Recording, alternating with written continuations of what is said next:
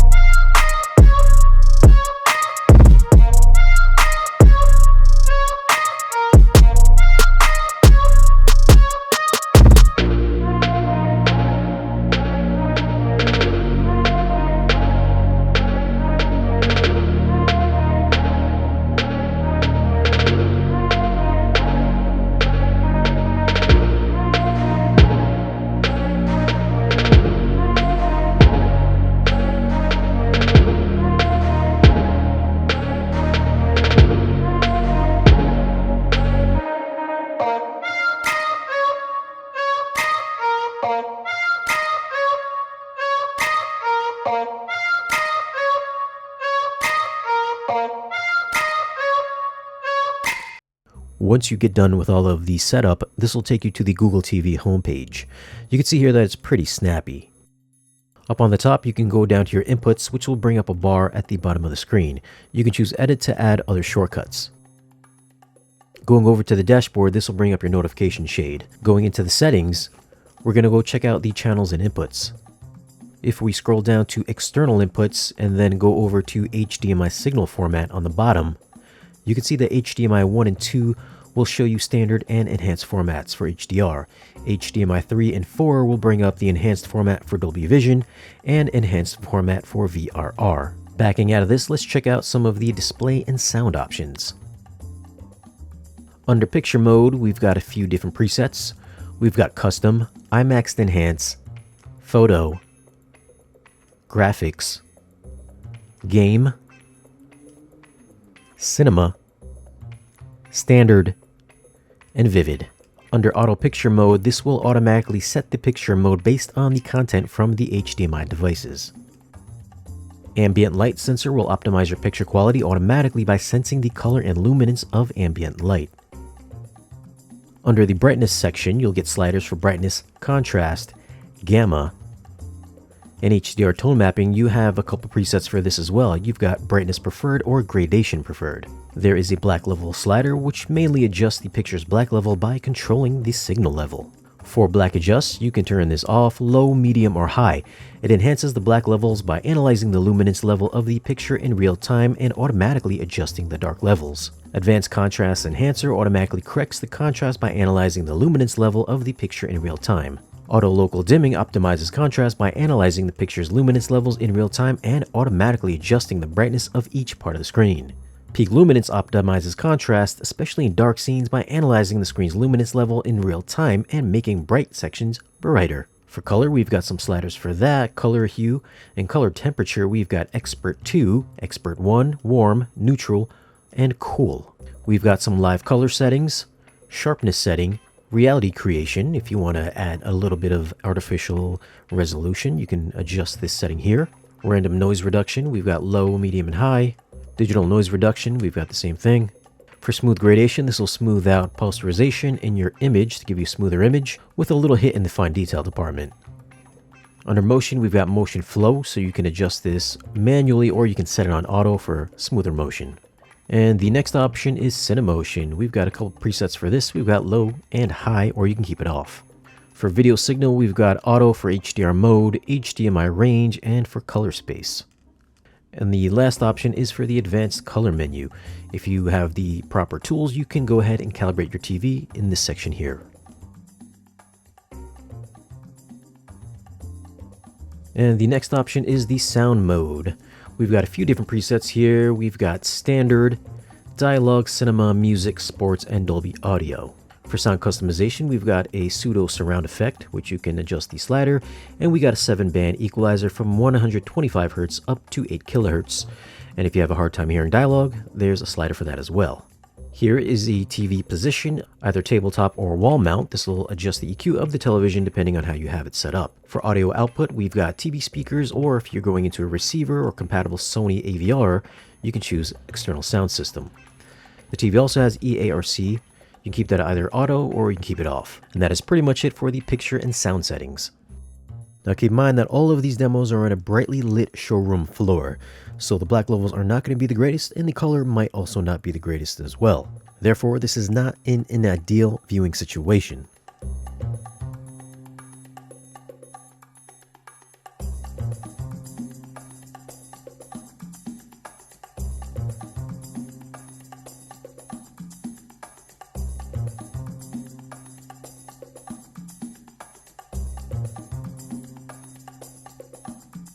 Now on an all-white screen, the center of the image is a bit brighter than the outside edges, so there is a little bit of vignetting on the outsides. You don't notice it in normal content, but on this all-white screen, you will notice it is a little bit dimmer than the center of the screen.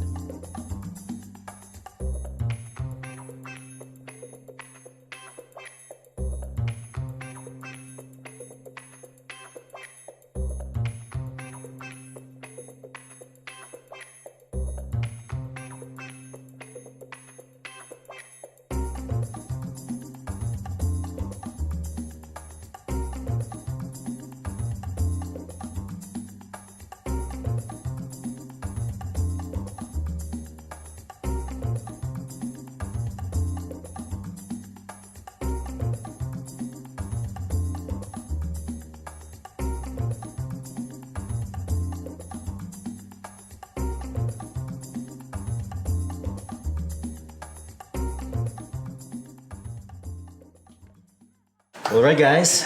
What did you think of the performance of the 85-inch X95K? Go ahead, Robert. Thank you. Well, I am just so happy to see Sony take all these new advanced technologies and merge and integrate them together.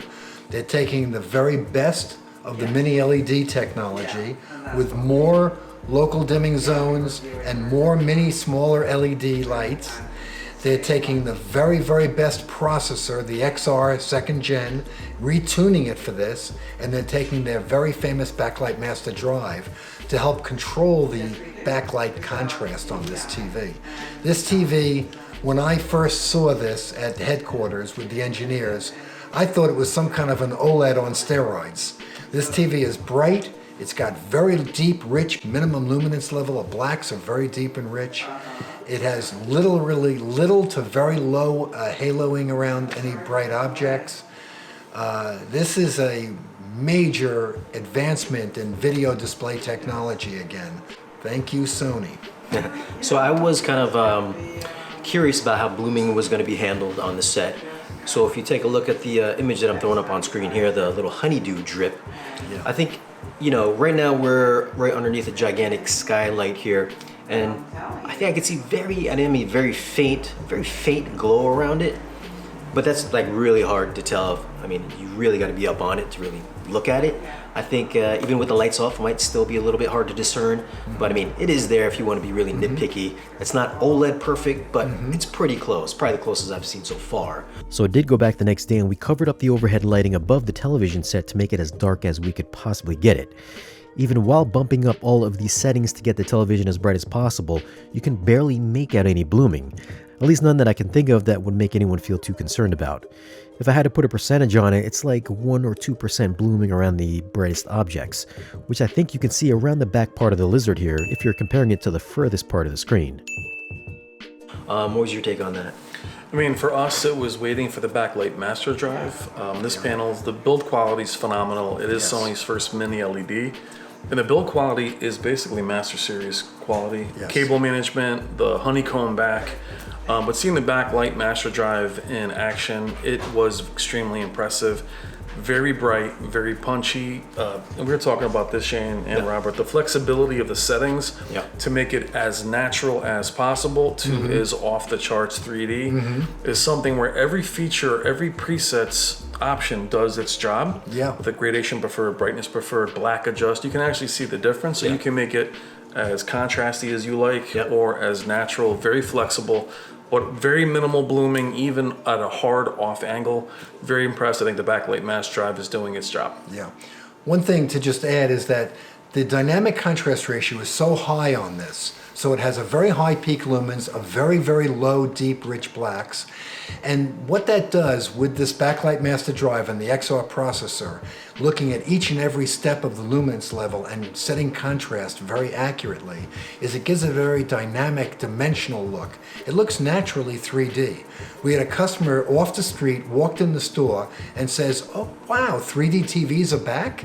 He was looking at this TV. No glasses. And he thought he was watching 3D. Yeah, very dimensional. It's really a dynamic, dimensional look. It really is. Thank you. I'll say for me, spending a lot of time lately with OLED after OLED after QD-OLED, and always rooting for LEDs. Yeah. I was actually nervous for this launch. So I'm pleasantly surprised. Not surprised, but my expectations were high. Yes. But it's just nice to see running the demo material, that high beat brightness really be there instead of a perception. It's really there, and it's just really nice to see, and very happy with it. Yeah, thank you. Yeah, that peak brightness that we showed off when I did the Spears and Munsell test. We did the 1000, 2000, and 4000 demos. Obviously, the 4000 was way blown out. Still better than any OLED I've seen at 4000. Definitely better than any OLED I've seen at the 2000 nit demo as well. And the 2000 nit demo wasn't too far off from the 1000 nit demo. So I mean, kudos to Sony for that one. So if you do want to get away from OLEDs, where you really want to get those big specular highlights, man, this TV's a winner. Yeah. And very premium build, beautiful. Yeah, they did a very nice job on the design of it and the build quality. It's a very nice firm build quality. It feels very much like their Master Yeah, Series it 8K does. from last year as far Yeah, as it how does. hefty it is. It's like 120 pounds, I think, out of the box. Yeah. Yeah. So it's a beast. Yeah, very good. And this comes in 65, 75, and 85-inch class. And when you see its big brother, the Z9K, that's when you'll see probably the best television picture quality we've seen in many years. But what do you feel? It feels like it's a leap from last year's X95. Yes. I do feel it's a big jump. It Yes. again reminds me much of the Z9J in terms, but even, I hate to say, close, if not Yeah. there. And this is one of the very first times we could not have the TV displaying an image on because it was so bright. So bright. Yeah. Yeah, watch this out. It washed us out. So we weren't able to leave the TV Yeah. on. And this TV, although it is not the flagship TV and it is not a Master Series, it is the flagship 4K LED. LED TV. Mini LED. Mini LED TV from Sony. It will be included in our TV shootout July 9th. So this TV will be competing against OLEDs and Yeah. Master So we'll have the Series. Z9K, X95K, and the Yes. A95K. The Z9K is going to be in the 8K event the Yep. following day. Yep. That's correct. And what is the price for this 85-inch, Robert? This one is launching at $54.97, all in delivered nationwide. And in the 75-inch, it's $37.97. And in the 65-inch, it's $27.97. And all three sizes are in stock and shipping nationwide to everybody. So all three sizes are available now. Well, all right, guys, that's just our quick thoughts and impressions on the Sony 85-inch X95K. Again, our subjective opinions. Go see it for yourself, stop in Value Electronics, and give it a look. As always, guys, thanks for watching. Be sure to like, share, and subscribe to Brian's channel. We'll see you again in the next video. Take care. Thank you all. Thank you.